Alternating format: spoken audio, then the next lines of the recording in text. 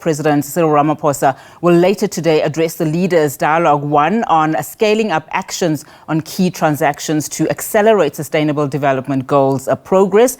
Let's get a preview now with SABC News correspondent Sherwin Bryce-Pease. Sherwin, thank you so much for your time. Of course, earlier on we heard from the UN Secretary General just how much progress is now being made on the UN Sustainable Development Goals. We also heard a little bit from President Cyril Ramaphosa as well as he was addressing at the UNICEF House. Well, I'll tell you that the SDG Summit has now opened, and it has opened not just for the speeches from the President of the General Assembly, and as you saw earlier on in the SABC News channel, that the opening remarks from Secretary General Antonio Guterres, but they have now, as member states, adopted a political declaration, essentially recommitting member states to the Sustainable Development Goals agenda, the 2030 agenda. I'll read you the opening paragraph, Funati, of that declaration. It's a 12-page document, so it's quite detailed. We, the heads of state and government and high representatives, have met at the United Nations in New York on this date. We reaffirm our commitment to effectively implement the 2030 agenda and its SDGs and uphold all principles enshrined in it. The 2030 agenda remains our overarching roadmap for achieving sustainable development and overcoming the multiple crises we face.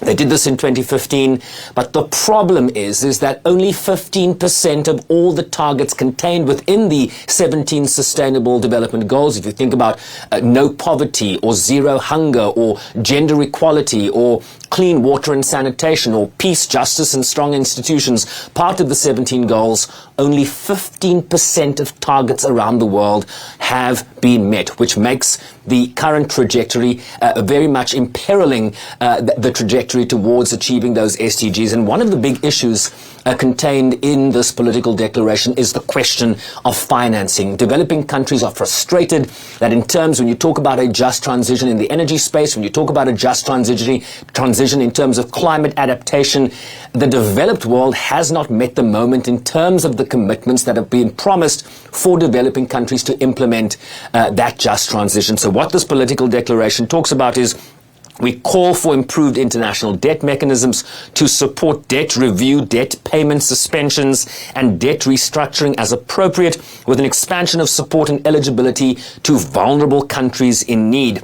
We will ensure significant mobilization of resources from a variety of sources, including through enhanced development cooperation. And it also talks, Unati, about support for what the Secretary General has called an SDG stimulus. Essentially what he is saying is we need to capitalize an SDG stimulus to help developing countries to the tune of some $500 billion a year.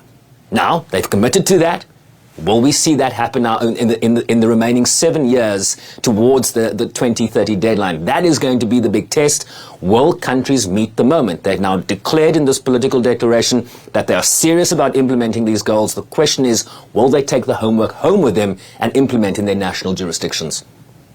I just had a conversation a little bit earlier on with one political analyst about just the arrival of the Ukraine's president, Sherwin, at the, in the UN, and his presence, how it will divert some political discussions. Just talk to me about how that will derail some of the fundamental discussions, if any. Yeah, derail is probably a pertinent word, right? The concern is that when Volodymyr Zelensky arrives here, probably tomorrow, he'll address the General Assembly in the general debate.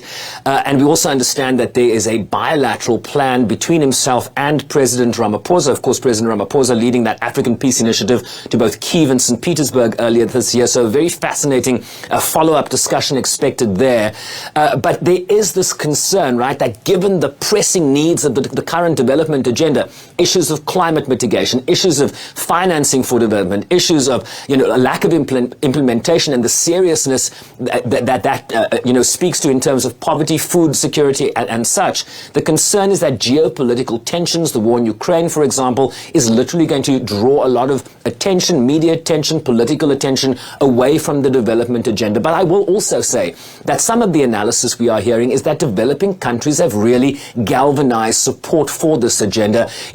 The big nations, Unati, the United States, Russia, China, for example, are really vying for smaller nations, the influence of smaller nations, the support of smaller nations. And so what developing nations have been able to do is really to put forward the agenda items that they want to see on the agenda at this UN General Assembly. An agenda that is very important to President Ramaphosa. He will be speaking in just a few minutes at what they call a presidential dialogue, where he will make the opening statement in that presidential dialogue, sort of reaffirming South Africa's commitment to this agenda.